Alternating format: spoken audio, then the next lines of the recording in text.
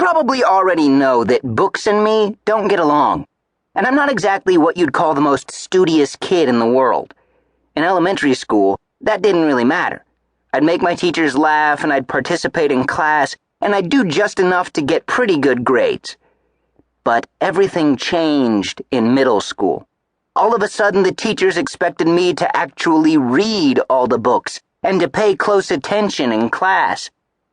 School turned out to be a lot more like school than it used to be, which is how report card days became my least favorite days of the year.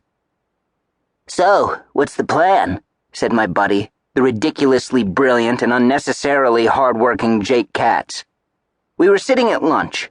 He asked me that every report card day, as if I had some grand scheme to leave school in the middle of the day, go to my parents' computer, print out my report card, then delete the email, find the nearest report card forgery expert, and have him change all my C pluses to A minuses.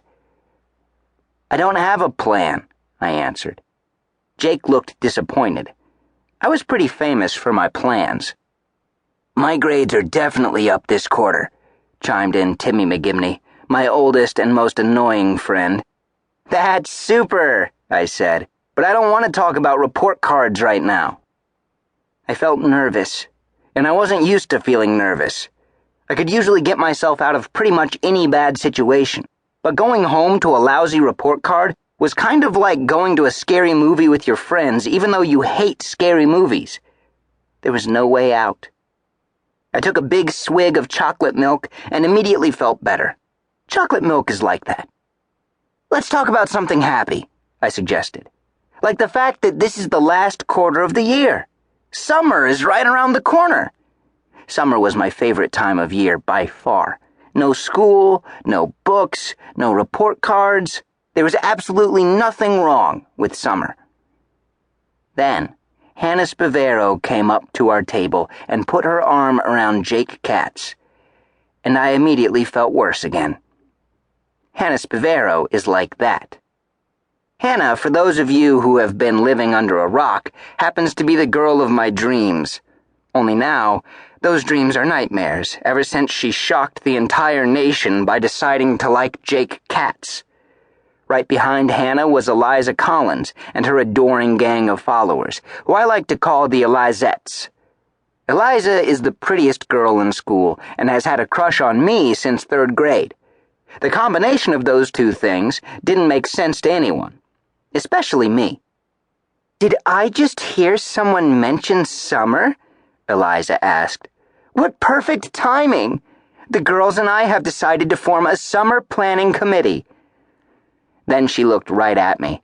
"It's coming up fast, and we need to make sure we have the best summer ever." Everyone cheered. Eliza was used to people cheering in her presence, so she ignored it. "The first meeting of the committee is this Saturday at my house, and you're all invited," she added. Another cheer. Hannah looked at Jake. "We have plans to go to the mall this Saturday." "I'll go to the mall with you," I thought. "Maybe we can go to the mall on Sunday," Jake said. "The summer planning committee sounds fun." I couldn't believe my ears. Passing up alone time with Hannah Spavero went against everything I stood for as a person. "Okay, sure," Hannah said, but I could tell she was a little disappointed. "What's wrong, Charlie Joe?" Eliza asked cheerfully. Since she liked me and I didn't like her back, seeing me unhappy always made her happy.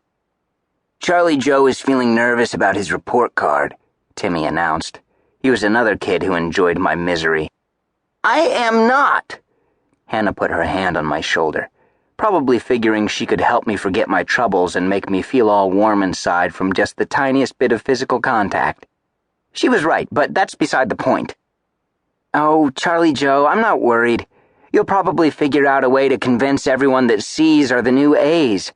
I'm sure your parents will be taking you to Disneyland by the time you get through with them." Everyone laughed. It was a perfectly okay joke. But for some reason, Timmy decided it was unbelievably hilarious, and instead of laughing, he snorted apple juice through his nose and all over my fish sticks.